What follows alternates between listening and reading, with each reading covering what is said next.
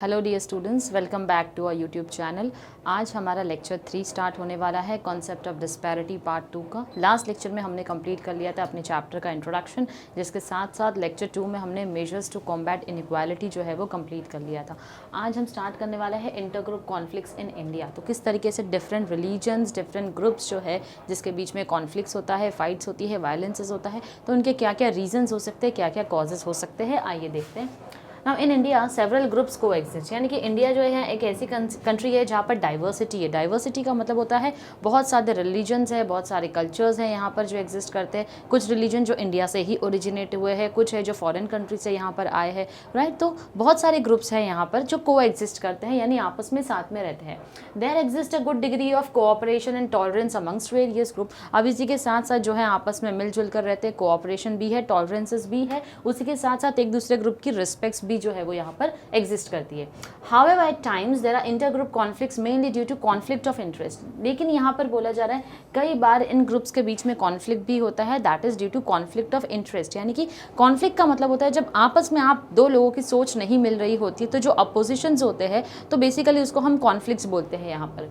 The conflicts take place of varying degrees, यानी कि अलग अलग टाइप के कॉन्फ्लिक्ट्स जो है वो हो सकते हैं। And at times the conflict leads to violence, यानी कि उस कॉन्फ्लिक्ट की वजह से कई बार लड़ाई झगड़े भी होते हैं, और उसी के साथ साथ सोसाइटी में लॉलेसनेस आ जाता है। इसका मतलब लॉ को कोई फॉलो नहीं कर रहा है, रूल्स एंड रेगुलेशंस कोई मानने तैयार नहीं है, और हम रूल से हटकर, लॉ से हटकर, लॉ के अगेंस्ट जाकर कुछ काम करते हैं अपने सोसाइटी में, तो उसको हम लॉलेसनेस बोलते हैं।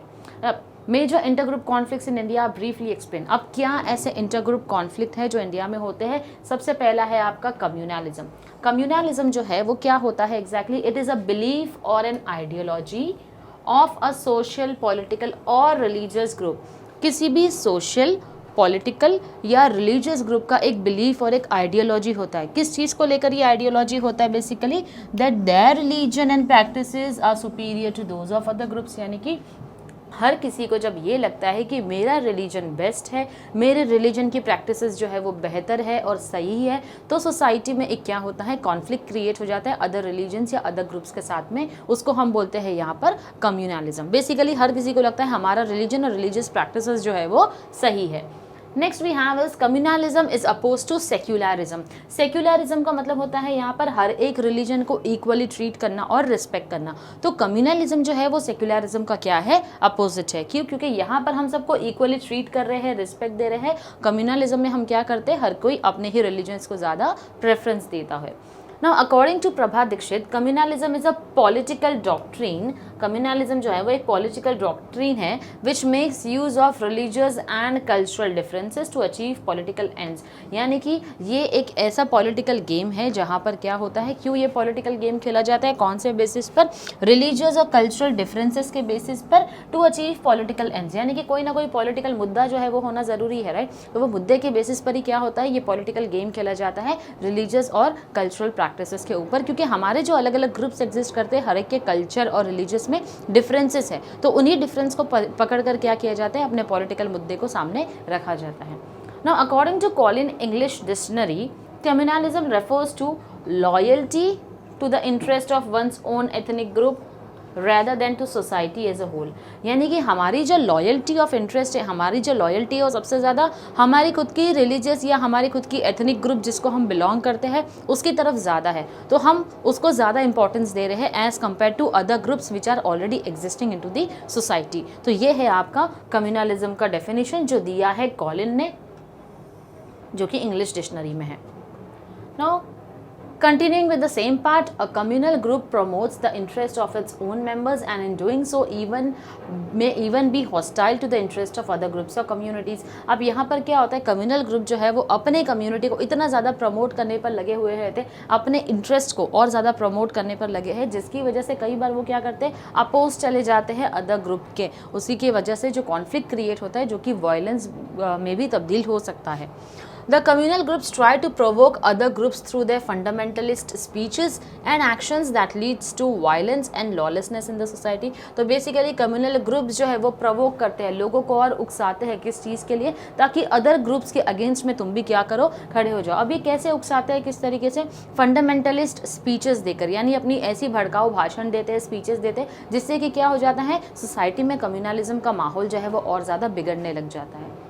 Communalism is not new in India, यानी इंडिया में ये कोई पहली चीज़ नहीं है कम्युनलिज्म। देखो, जहाँ पर अलग अलग ग्रुप्स एग्जिस्ट करने वाले हैं वहाँ पर कम्युनलिज्म जैसी मुद्दे जो है वो पॉलिटिकल डॉक्ट्रिन के थ्रू क्या होंगे, प्ले किए जाएंगे।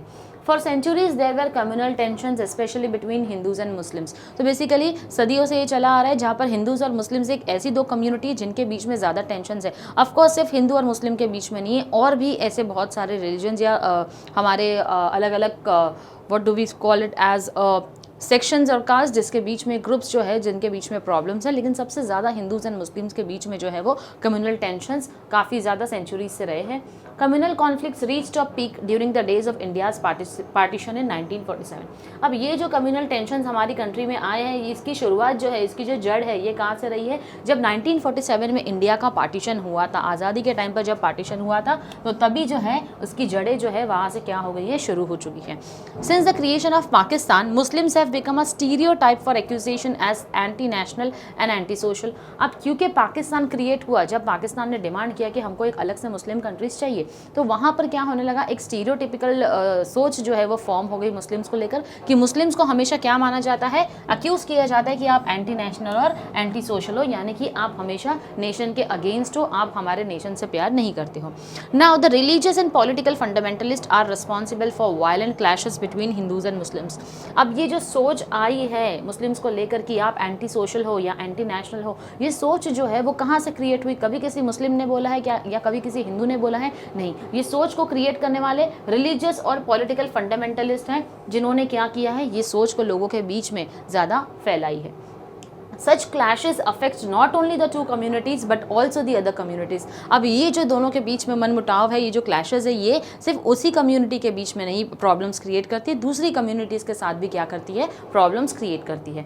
Now the communal clashes that took place due to demolition of Babri Masjid and Gujarat state on account of fire in the Sabarmati Express near Godhra railway station in 2002 have also aggravated the communal problems in India। अब ये जो communal clashes है, अब क्योंकि ये problems, ये आपस में कॉन्फ्लिक्ट इतना ज़्यादा बढ़ गया कि कहीं ना कहीं क्या हो गया, ये और ज़्यादा वायलेंस के थ्रू फैलने लग गया। जैसे कि डेमोलिशन था, बाबरी मस्जिद को डेमोलिश किया गया, उसी के साथ साथ गुजरात स्टेट में क्या हुआ, जो गोधरा रेलवे स्टेशन है जहाँ पर साबरमती एक्सप्रेस में आग लगाई गई थी, तो 2002 में ये चीज़ हुई है, जिसने और ज़्यादा कम्युनल टेंशंस को क्या दिया, इन दो कम्युनिटीज़ के बीच में और ज़्यादा कम्युनल टेंशंस को बढ़ा दिया। तो स्टूडेंट्स, यहाँ पर भी कम्युनलिज्म होता है, कम्युनल प्रॉब्लम्स होती है, धीरे धीरे धीरे धीरे ये अपनी जड़ें फैलाना शुरू करती है, और बाद में वायलेंस और लॉलेसनेस जो सोसाइटी में होती है, यानी कि लॉ को फॉलो किए बिना लोग खुद ही अपने सिटीजन जो है वो अपने खुद ही डिसीजंस क्या करते हैं, लेने लग जाते हैं। तो ये कम्युनल प्रॉब्लम जो है वो काफ़ी ज़्यादा हद तक बढ़ जाती है because of communalism. Now, the Islamic fundamentalism that is sweeping West Asia has to some extent influenced Indian Muslims as well। अब इंडियन मुस्लिम्स को भी ये जो इस्लामिक फंडामेंटलिस्ट है ग्रुप जो है बाहर से, उन्होंने क्या किया है, इंडियन मुस्लिम्स को और ज़्यादा भड़काना शुरू कर दिया है। As a reaction to this, Hindu communal leaders are urging Hindu community to assert its claim as the sole patriotic group in India. अब इसकी वजह से क्या हो गया, क्योंकि बाहर के इस्लामिक फंडामेंटलिस्ट ग्रुप ने मुस्लिम्स को भड़काना शुरू कर दिया वेस्ट एशिया के, उसी के साथ साथ क्या हो गया, अब इंडिया में हिंदू कम्युनिटी ने इस चीज़ को कैसे ले लिया कि अब जो हमारी कंट्री है उसमें हम ही पेट्रियोटिक ग्रुप है, यानी कि हम ही हैं जो अपने नेशन से ज़्यादा प्यार करते हैं, ये जो है वो लोग एंटी सोशल है, ये इस देश को बिलोंग नहीं करते हैं। These issues are politically motivated by certain parties to gain undue political mileage.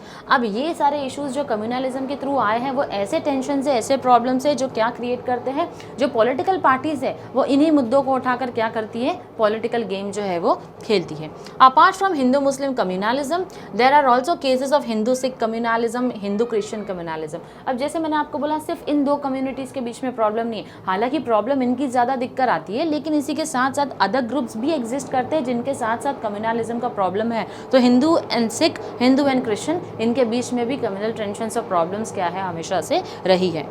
Now अब हम देखेंगे ऐसे क्या फैक्टर्स हैं, ऐसे क्या रीजंस हैं जो इन कम्युनल वायलेंस के लिए रिस्पॉन्सिबल है। तो आइए देखते हैं रीजंस क्या है। Growth of communal organization. Communal organization basically हर एक कम्युनिटी ने अपनी अपनी ऑर्गेनाइजेशन फॉर्म करके रखी है जहाँ पर वो रिलीजियस स्पीचेस देते हैं। तो यही सारे भड़काऊ भाषण जो है वो किस चीज़ की तरफ ले जाते हैं, इन कम्युनिटी के लोगों को कम्युनल वायलेंस की तरफ ज़्यादा इंस्टिगेट करते हैं, ज़्यादा भड़काते हैं, ज़्यादा उस चीज़ की तरफ लेकर जाते हैं।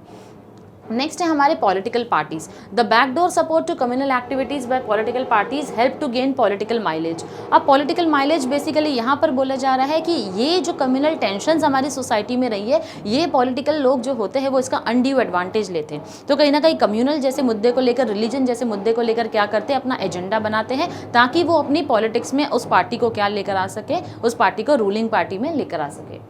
नेक्स्ट है हमारा यूनिफॉर्म सिविल कोड नहीं होना। यूनिफॉर्म सिविल कोड का मतलब होता है एक कॉमन सिविल कोड होना चाहिए, इर्रिस्पेक्टिव ऑफ आप कौन से रिलीजन को बिलोंग करते हो, कास्ट को, कल्चर को बिलोंग करते हो। इन चीज़ों को हटाकर एक यूनिफॉर्म सिविल कोड जो है वो हमारी कंट्री में फॉलो नहीं होता है। तो ये कहीं ना कहीं सबसे बड़ा रीज़न है इन पॉलिटिकल टेंशन्स को, इन कम्युनल टेंशन्स को पॉलिटिकल पार्टी को अनड्यू एडवांटेज लेने के लिए। नेक्स्ट आता है हमारा इन्फ्लेमेटरी स्पीचेस। इन्फ्लेमेटरी स्पीचेस का मतलब होता है भड़काऊ भाषण देना। तो ये भड़काऊ भाषण जो पॉलिटिकल लोग देते हैं और उसी के साथ साथ कम्युनल जो आपकी कम्युनिटी की गैदरिंग्स होती है वहाँ जाकर अगर आपके जो रिलीजियस लीडर्स होते हैं जब वो लोग ऐसे भड़काऊ भाषण देते हैं तो कहीं ना कहीं कम्युनल टेंशन्स और ज़्यादा क्या होते हैं, बढ़ जाते हैं। नेक्स्ट है हमारा लोकल प्रॉब्लम्स। तो बेसिकली कम्युनल वायलेंस में outbreak due to local problems. The local problems involving two different communities such as molestation of women by a man of another community. तो लोकल प्रॉब्लम, लोकल टेंशन्स यहाँ पर क्या होते हैं, समझ लो कोई एक लेडी है जो किसी एक स्पेसिफिक कम्युनिटी को बिलोंग करती है, उसके साथ मोलेस्टेशन जैसा हादसा हुआ है, लेकिन वो जो जिसने किया है मोलेस्टेशन वो कोई और कम्युनिटी को बिलोंग करता है। तो ये जो है वो लोकल प्रॉब्लम्स में काउंट होती है। अगेन जब इन बातों को लेकर लड़ाई होती है तो ये नहीं देखा जाता है कि एक मैन ने मोलेस्ट किया है वुमेन को, हालांकि ये देखा जाता है इस कम्युनिटी के मैन ने इस कम्युनिटी की औरत को क्या किया है, मोलेस्ट किया है या असॉल्ट किया है। तो हम यहाँ पर भी कम्युनिटी के ऊपर ज़्यादा फोकस करते हैं rather than focusing on the exact problem. Next है हमारा पेटी इश्यूज। पेटी इश्यूज का मतलब होता है छोटे मोटे issues. For example flimsy or petty issues such as slaughtering of cow or singing of religious hymns during a religious procession may be the cause of communal violence। यानी कि basically when you are slaughtering a cow, जो कि किसी community में इस चीज़ को बहुत बड़ा गुनाह माना जाता है, अगर आप वो काम करते हो तो कहीं ना कहीं कम्युनल टेंशन यहाँ पर बढ़ जाते हैं। ऐसे कोई रिलीजियस स्पीचेस या हिम्स यानी कि ऐसे कोई रिलीजियस सॉन्ग गाना in front of the other community, ये भी कम्युनल टेंशन्स क्या करते हैं, सोसाइटी में क्रिएट करते हैं। तो ये छोटे मोटे इश्यूज़ है, लेकिन कहीं ना कहीं ये छोटे मोटे इश्यूज़ जो है जो हम सामने लेकर आते हैं वो काफ़ी बड़े मुद्दे बन जाते हैं आगे जाकर, जो कि सोसाइटी में कम्युनल टेंशन्स और बढ़ा देते हैं। नेक्स्ट है हमारा failure of law and order. कहीं ना कहीं हमारा जो लॉ एंड ऑर्डर है वो क्या हो चुका है, फेल हो चुका है, क्योंकि ये जो माइनर डिस्प्यूट्स आते हैं कहीं ना कहीं इन चीज़ों को लेकर बहुत बड़ा एक्शन नहीं लिया जाता है, राइट। तो बहुत बड़ा एक्शन क्यों नहीं लिया जाता है, क्योंकि ये लोग पॉलिटिकल जो लोग होते हैं वो अगर कोई पकड़ा भी गया तो लॉ एंड ऑर्डर के साथ इस तरीके से खेलकर उनको छुड़ा कर बाहर ले आते, तो उसकी वजह से क्या होता है और ज़्यादा कम्युनल टेंशन हमारे बढ़ जाते हैं। तो लॉ एंड ऑर्डर वहाँ पर क्या होता है, फेल हो जाता है।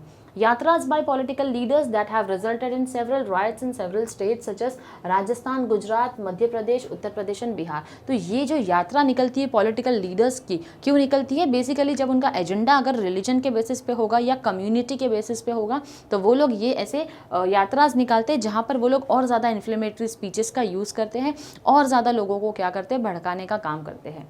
नेक्स्ट है हमारा disappointment of Hindu community. The growing disappointment among the majority Hindu community is responsible to a certain extent for communalism in India. Some of the Hindus feel that due to the vote bank politics of minority community the larger national interest are sacrificed. अब क्योंकि हमारी country में minority sections है, minority यानी कि वो religion जिनका population कम है as compare to a specific religion. जैसे अगर हम इंडिया की बात करें तो हमने चैप्टर 1 में पढ़ा था कि हिंदू रिलीजन जो है वो उसका पॉपुलेशन सबसे ज़्यादा है, इसलिए ये मेजॉरिटी जो है हिंदू रिलीजन यहाँ पर फॉलो होता है। जो माइनॉरिटीज़ है यानी कि इस्लाम है, सिखिज़म है, बुद्धिज़्म है, जैनिज़्म है, ये सारे क्या होते हैं, माइनॉरिटीज़ होते हैं। तो कहीं ना कहीं पॉलिटिकल लीडर्स क्या होते हैं, माइनॉरिटीज़ को वोट बैंक बनाकर चलते हैं और उसके वजह से जो हिंदू कम्युनिटी है उनको लगता है कि कहीं ना कहीं ये जो हम लार्ज ग्रुप है, ह्यूज ग्रुप है, हमारा इंटरेस्ट कोई नहीं देख रहा है, लेकिन माइनॉरिटीज़ की तरफ क्या हो रहा है, ज़्यादा ध्यान जा रहा है। तो कहीं ना कहीं ये सबसे बड़ा रीज़न है हिंदू कम्युनिटी को डिसअपॉइंट करने का। नेक्स्ट आते हैं हमारे religious conversions. Religious conversions by fundamental Christians and Muslims organisation are also contributing to communal riots in India. These conversions are often made by means of inducement और temptations. Basically religious, जब आप किसी का religion convert करवाते हो तो यहाँ पर बोला जा रहा है मुस्लिम्स और क्रिश्चियंस दो ऐसी कम्युनिटी है जो ज़्यादा रिलीजियस कन्वर्जन्स में लोगों को क्या करती है, कन्वर्ट करती है। लेकिन कहीं ना कहीं यहाँ पर यह भी बोला जा रहा है कि किस लिए कन्वर्ट करती है। कुछ ऐसे लोग होते हैं जो इंड्यूस यानी अट्रैक्ट करते हैं, कुछ लोग होते हैं जो लालच देते हैं। किस चीज़ का लालच? जैसे कि अगर कोई गरीब है तो उसको रिलीजन जो है वो कन्वर्ट करने का लालच देते हैं, ताकि आप हमारे रिलीजन में आओ, आप उसके बदले हम उनको पैसे देते हैं या हम उनको कोई और फैसिलिटीज़ प्रोवाइड करते हैं। तो ये जो आप टेम्पटेशंस देते हो, ये जो आप अट्रैक्ट करते हो उनको लॉलीपॉप देकर, कहीं ना कहीं ये सबसे बड़ा रीज़न होता है किस चीज़ के लिए, कम्युनल राइट्स को यानी कि दंगे को और ज़्यादा आगे बढ़ाने। नेक्स्ट है हमारा role of foreign forces. It is also responsible for instigating communal violence in India. Foreign forces provide training to communal extremist and sophisticated weapons for infusing the fire of communalism. तो basically जो foreign forces होते हैं, जो बाहर के country के कुछ लोग ऐसे होते हैं जो क्या काम करते हैं यहाँ पर, कम्युनल एक्सट्रीमिस्ट का मतलब होता है जिनका ब्रेन वॉश पूरी तरीके से किया गया हो रिलीजन को लेकर, ऐसे लोगों को भेजते हैं ताकि वो लोग क्या करें और ज़्यादा कम्युनल टेंशन्स कंट्री में क्रिएट करें। उनको इस तरीके से इंड्यूस कर लेते हैं, अट्रैक्ट कर लेते हैं। सोफिस्टिकेटेड वेपन्स का यूज़ करना मतलब, उसका मतलब होता है यहाँ पर बेसिकली ऐसी स्पीचेस देने लगाते हैं उनको ताकि जाकर सोसाइटी में और ज़्यादा कम्युनल टेंशन्स जो है वो बढ़ते चले जाएँ। नेक्स्ट है हमारा Hindu militancy. Hindu militancy is also responsible for fanning communal violence. In their attempt to defend the interest of Hindus, some Hindu militant organization has resorted to communal activities which have resulted in communal violence. यहाँ पर बोला जा रहा है Hindu militancy basically जो क्या काम करती है, अपने रिलीजन को, अपने कम्युनिटी को कहीं ना कहीं प्रोटेक्ट करने के लिए इस तरीके से वो कम्युनल टेंशंस क्रिएट कर रही है, जैसे कि रिसोर्टेड टू कम्युनल एक्टिविटीज़।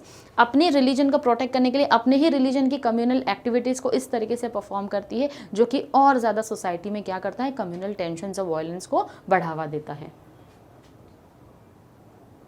तो स्टूडेंट्स ये थे हमारे some of the causes of communalism, यानी कि क्या रीज़न है जो कम्युनलिज्म सोसाइटी में बढ़ाता है। नेक्स्ट आएगा हमारा कॉन्सिक्वेंसेस। कॉन्सिक्वेंसेस का मतलब होता है अब इसका इफेक्ट क्या होता है। रीजंस हमने देख लिया, कम्युनलिज्म का मतलब क्या होता है, अब हम देखेंगे उसका कॉन्सिक्वेंसेस यानी कि उसका इफेक्ट क्या होता है। तो ये होता है हमारा before and after. The communal violence affects not only the conflicting communal groups but also every other community in the society. Following are the consequences of communalism. Basically communal violence एक ऐसी चीज़ है जो कि सिर्फ सोसाइटी में एक conflict नहीं create करता है, लेकिन उसी के साथ साथ हर एक अदर कम्युनिटी जो एग्जिस्ट करती है उसके लिए भी प्रॉब्लम क्रिएट करता है। देखते हैं क्या ऐसे कॉन्सिक्वेंसेज या इफेक्ट्स है उसके। Lawlessness and disorder in the society. जब भी कम्युनलिज्म होता है जहाँ पर वायलेंस हो रहे हैं, राइट्स हो रहे हैं, दंगे हो रहे हैं, तो सोसाइटी में लॉलेसनेस हो जाता है, यानी कि कोई भी लॉ को फॉलो नहीं कर रहा है, सोसाइटी में एक डिसऑर्डर क्रिएट हो चुका है। Looting and arson bye anti social elements. तो बेसिकली यहाँ पर लोगों को लूटना और उसी के साथ साथ क्या करना, उनको और ज़्यादा परेशान करना। molestation of women and massacre of innocent children and others belonging to other community. Basically जब भी ऐसे किसी तरीके के दंगे फसाद होते हैं तो सबसे ज़्यादा इसके जो शिकार होते हैं वो होते हैं औरतें और बच्चे। जो मासूम बच्चे होते हैं उनको मारा जाता है और जो औरतें होती हैं उनको सेक्सुअली हरास या मोलेस्ट किया जाता है। यानी एक कम्युनिटी और दूसरे कम्युनिटी, दो कम्युनिटी के बीच में जब दंगा होता है तो सबसे ज़्यादा उसके शिकार जो होते हैं वो औरतें और बच्चे होते हैं। Disruption of economic activities as offices, factories and other establishments are closed during the communal violence. यानी कि जो इकोनॉमिक एक्टिविटीज़ होती है उसमें भी डिस्टर्बेंसेस हो जाता है। क्योंकि दंगे हो रहे हैं जब, तब ऑफिसेस, फैक्ट्रीज सब कुछ बंद, जब सब कुछ बंद रखना पड़ेगा तो डेफिनेटली उस सिटी को, उस स्टेट को और उस कंट्री को इकोनॉमिकली सफ़र करना पड़ता है, क्योंकि उनकी डेली जो इकोनॉमिक एक्टिविटीज़ चल रही थी वो कहीं ना कहीं क्या हो चुकी है, डिस्टर्ब हो चुकी है। Develops negative image of a state और place in the minds of the foreign investors. अब क्या होता है, अगर किसी स्टेट में दंगे चल रहे हैं तो उस स्टेट को लेकर जो फॉरेन इन्वेस्टर्स है उनके दिमाग में एक नेगेटिव इमेज आ जाती है, किसकी, उस स्टेट की या उस कंट्री की भी आ सकती है, क्योंकि एक कंट्री में बेसिकली ये दंगे जो है वो हो रहे हैं। Loss of investment by NRIs और MNCs in certain states due to communal tensions. अब अगर किसी कंट्री में ऐसे कम्युनल टेंशंस चलते रहेंगे, कम्युनल प्रॉब्लम्स चलते रहेगी, कहीं ना कहीं एनआरआईज और इन्वेस्टर्स जो है वो उस कंट्री में, उस कंपनी में जाकर इन्वेस्ट नहीं करेंगे, क्योंकि उस कंट्री में ऑलरेडी कम्युनल टेंशन ज़्यादा है, तो उनको लगता है कहीं कुछ प्रॉब्लम होने की वजह से हमारे पैसे ना डूब जाएं। नेक्स्ट है communalism gives a boost to underworld and anti social elements to further aggravate the situation. Communalism जो है वो अंडरवर्ल्ड को और ज़्यादा बूस्ट करती है, यानी कि अंडरवर्ल्ड के लोग जो है वो और ज़्यादा एंटी सोशल काम करने लग जाते हैं, सोसाइटी में प्रॉब्लम क्रिएट करने का काम करते हैं। नेक्स्ट है victimisation of the members of a certain community in other countries. For instance, Muslims are being victimized by some organizations in USA and European nations on account of destruction of World Trade Buildings in USA.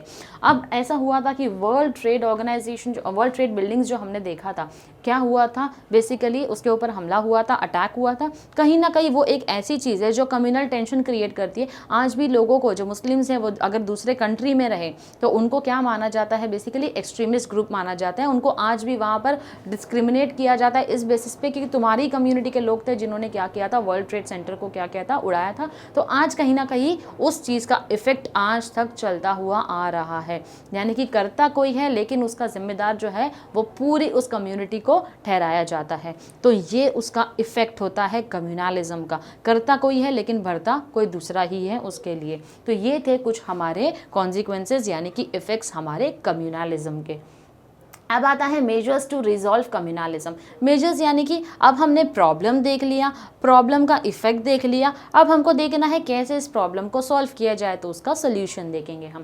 पहला है law and order administration. Basically बहुत ज़्यादा ज़रूरत है किस चीज़ की, law and order को strict हो जाने की। अगर कोई छोटा सा भी काम ऐसा करता है जिससे कि कम्युनल टेंशन्स बढ़ रहे हैं, तो उस छोटे से काम के लिए भी ऐसी सज़ा होनी चाहिए कि दोबारा कोई क्या नहीं करे, दोबारा कोई हिम्मत ना करे उस चीज़ को और ज़्यादा स्प्रेड करने की। The police force should be positively active to combat riots और violence against arising out of communalism और कास्टिज्म। तो पुलिस फोर्स को भी थोड़ा ज़्यादा एक्शन में आना पड़ेगा जब ऐसा कोई प्रॉब्लम क्रिएट हो रहा है। Timely intervention of the police would help to control violence and riots before the situation becomes worse and may go out of control. तो टाइमली इन्वॉल्व होना पड़ेगा, यानी कि जब ज़रूरत है, पिक्चर तो है नहीं कोई चल रही जहाँ पर ऑलरेडी फाइट ख़त्म हो चुकी है उसके बाद लास्ट में पुलिस आए, नहीं, ये रियल लाइफ सिचुएशन है। यहाँ पर टाइम पर आपको एक्शन लेना पड़ेगा। अगर आपने अभी कंट्रोल नहीं किया इन चीज़ों को तो वो चीज़ और ज़्यादा टेंशन सोसाइटी में बढ़ाएगी। Identification of communal elements. Communal elements must be identified and exposed. Strict action must be taken by government against those who perpetuate communal discord and casteism.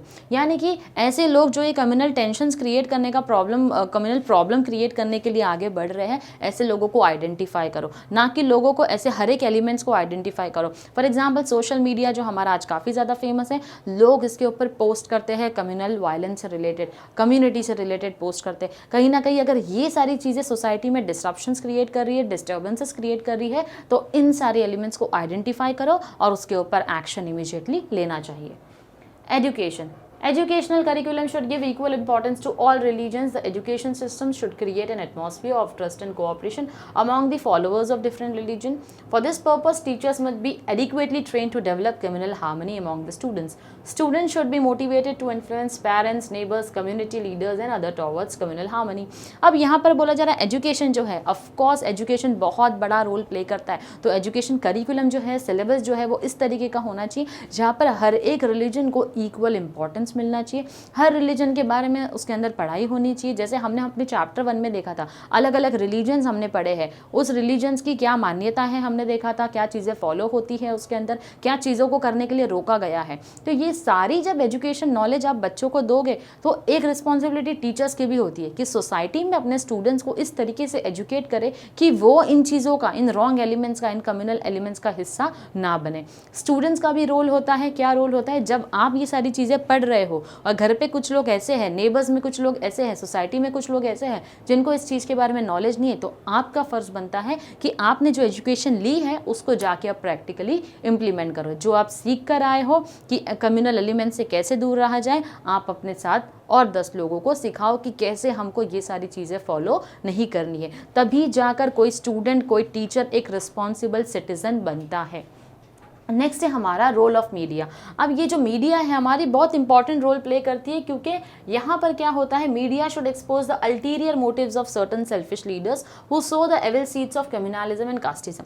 हमारी जो मीडिया है वो ज़्यादातर ऐसी न्यूज़ पे ज़्यादा फोकस करती है जिसका लेना देना नहीं होता है, और ऐसी न्यूज़ ज़्यादा दिखाती है जहाँ पर कोई पॉलिटिकल लीडर ने अगर कोई गलत स्पीच दिया है तो उसके बारे में उसको और ज़्यादा बड़ा चढ़ा कर दिखाया जाता है। इंस्टेड मीडिया को फोकस किस चीज़ पे करना चाहिए, अगर किसी ने कम्युनल का एक सीड, एक बीज बोया है कम्युनलिज्म का, वायलेंस क्रिएट करने का, तो उसके बारे में और ज़्यादा लोगों को अवेयरनेस क्रिएट करो कि ये इंसान रिस्पॉन्सिबल है जो कम्युनल टेंशंस बढ़ा रहा है।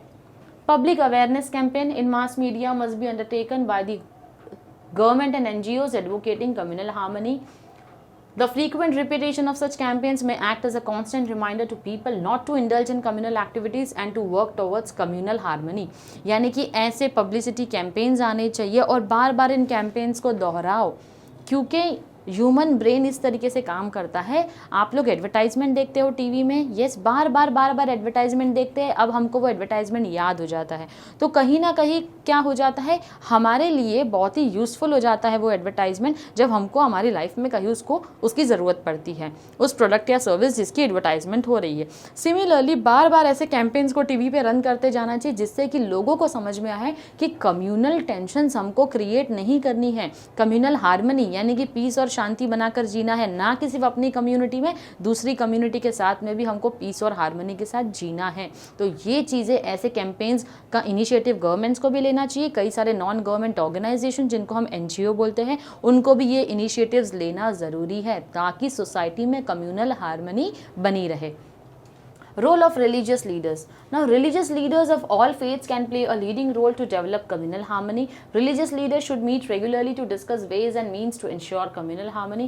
Religious leaders also need to preach regularly the merits of communal harmony. So basically ये जो हमारे religious leaders होते हैं, जिनसे हम जाकर मिलते हैं, उनकी speeches होती है, तो भड़काऊ भाषण देने से ज़्यादा अच्छा ये काम क्या कर सकते हैं, किस तरीके से हम अपने साथ साथ दूसरे कम्युनिटी के साथ पीस एंड हार्मनी मेंटेन करने की कोशिश करें, क्योंकि रिलीजियस लीडर्स जो होते हैं वो बहुत इंपॉर्टेंट रोल प्ले करते हैं किसी भी कम्युनिटी के अंदर, क्योंकि इनकी इन्फ्लेमेटरी स्पीचेस या फिर अगर ये रॉन्ग नॉलेज और गाइडेंस दे रहे हैं तो पूरी कम्युनिटी का ब्रेन वॉश कर सकते हैं। अगर ये राइट नॉलेज और गाइडेंस दे रहे तो अगेन नेगेटिविटी हटाकर पॉजिटिव वे में ये अपनी कम्युनिटी के लोगों का क्या कर सकते हैं, ब्रेन वॉश कर सकते हैं कि कैसे वो सही डायरेक्शन में सोचे।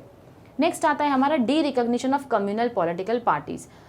नाउ डी रिकॉग्निशन का मतलब यहाँ पर ये होता है, ऐसी पॉलिटिकल पार्टीज जो रिलीजन को मुद्दा बनाकर आती है इलेक्शन लड़ने के लिए, ऐसे रिलीजन पार्टी को हमारे लॉ एंड ऑर्डर को सबसे पहले बाहर भगाना चाहिए और निकालना चाहिए, क्योंकि कहीं ना कहीं हमको समझ में आ रहा है ये जो अपने फ्रीडम का, अपने फंडामेंटल राइट्स एंड ड्यूटीज़ का क्या कर रहे हैं, गलत इस्तेमाल कर रहे हैं। तो यहाँ पर क्या होना चाहिए, ऐसी पॉलिटिकल पार्टीज़ को आने ही नहीं देना चाहिए, और जो सिर्फ और सिर्फ रिलीजन के मुद्दे पर पॉलिटिक्स खेलने आती है या फिर रूलिंग पार्टी बनना चाहती है, ऐसे पार्टी को डी रिकॉग्नाइज करना चाहिए, बेसिकली डी रेगुलेट कर देना चाहिए, इनको अलाउ ही नहीं करना चाहिए। नेक्स्ट आता है हमारा punishment to government employees. Now, government employees, including police personnel, found guilty of negligence of their duty or encouraging communal passion in some form or the other, must be severely punished, including dismissal from service and withholding of retirement benefits. अब ऐसे government employees जिनका ignorance रहा है ऐसे communal tensions के time पे या problems के टाइम पे, तो हमको उनके लिए क्या स्टेप लेना चाहिए, गवर्नमेंट को स्पेसिफिकली ऐसे एम्प्लॉयज़ को या तो आप ऐसे एम्प्लॉयज़ को निकाल दो, या तो जितने भी रिटायरमेंट बेनिफिट्स आप इनको देने वाले वो सारे बेनिफिट्स को ख़त्म कर दो। तो कहीं ना कहीं उनको एक पनिशमेंट मिलना ज़रूरी है जब वो अपनी ड्यूटी को इग्नोर करते हैं या निगलेक्ट करते हैं। नेक्स्ट है हमारा setting of peace committees. Now, in the riot-sensitive areas, peace committees consisting of respected leaders of different communities can be set up, supported by local administration, police, and elected leaders of local bodies. तो यहाँ पर बोला जा रहा है peace committee form करने के लिए ऐसी एक कमेटी फॉर्म करना चाहिए हमको जो सिर्फ लोगों को, यानी कि हर एक कम्युनिटी का लीडर जो होगा उस पीस कमेटी का हिस्सा होगा, जो आपस में अपने कम्युनिटी को गाइड करेगा और बोलेगा कि आप लोगों को पीस मेंटेन करके रखना है, कम्युनल हार्मनी जो है वो बनाए रखनी है दूसरी कम्युनिटीज़ के साथ में। तो ऐसी लोकल बॉडी, एक पीस कम्युनिटी की सेटअप होना काफ़ी ज़रूरी है। The leaders of the committee must use their goodwill to create an amicable environment in the area. The sincere efforts of the leaders would go a long way in maintaining peace and harmony in the area. For example, in Bhiwandi near Mumbai, peace committees have been set up to diffuse communal riots. So basically ऐसी एक peace committee जो है वो already form हो चुकी है भिवंडी में, जो कि किसी भी तरीके के राइट्स या टेंशन्स ना फॉर्म हो उसके लिए ये एक कमेटी जो है वो सेटअप की गई है, क्योंकि जो रिलीजियस लीडर्स होते हैं आपके, आप उनकी काफ़ी ज़्यादा सुनते हो as compare to any other person, और दैट इज द रीजन हर एक रिस्पेक्टेबल रिलीजियस लीडर्स जो है यहाँ पर हो। Last point that we have is special courts. Special courts need to be set up to deal with cases of communal riots. Speedy disposal of communal violence cases is required to generate peace and harmony in the society. Basically जैसे यहाँ पर एक peace committee जो है वो setup होना ज़रूरी है, उसी के बाद स्पेशल कोर्ट्स होने चाहिए. स्पेशल कोर्ट किस लिए सेटअप होने चाहिए? जब भी ऐसे कम्युनल राइट्स या टेंशन्स होते हैं या वायलेंसेस होते हैं तो वहाँ पर डिसीजन मेकिंग थोड़ा आसान हो जाए, उसीलिए स्पेशल कमिटीज़ जो है या कोर्ट्स जो है वो फॉर्म होने चाहिए जो सिर्फ और सिर्फ ऐसे राइट्स या कम्युनल वायलेंस से रिलेटेड इश्यूज़ जो है वो सॉल्व कर सके. तो बेसिकली ये हमारे कुछ मेजर्स हैं जो हम ले सकते हैं, ये ऐसे कुछ सॉल्यूशंस हैं जो आज हमने देखे हैं जो हमारे कम्युनल टेंशन्स को सॉल्व करने के लिए काफ़ी ज़्यादा काम आ सकते हैं. बच्चों, हमारी country already diverse religions, groups, cultures को बिलोंग करती है, तो कहीं ना कहीं एज अ सिटीज़न ये हमारी जिम्मेदारी बनती है कि आप एजुकेटेड हो तो आप अपने एजुकेशन का यूज़ करो और ऐसे कम्युनल टेंशन्स और वायलेंसेस या प्रॉब्लम को सॉल्व करने की कोशिश करो. I know as a student आप बहुत बड़े एफर्ट्स तो नहीं कर सकते हो, लेकिन कहीं ना कहीं आप छोटे मोटे एफर्ट्स भी अगर ले लो, जो आपने पढ़ा है अगर लाइफ में उसको इम्प्लीमेंट भी कर दो, तो कहीं ना कहीं ये प्रॉब्लम्स आप सॉल्व करने की कोशिश कर सकते हो. नेक्स्ट जो हमारा टॉपिक होगा वो कास्टिज्म के ऊपर होगा, जो हम नेक्स्ट लेक्चर में कंटिन्यू करेंगे. Till then do like, share and comment and stay tuned to our lectures. Thank you very much.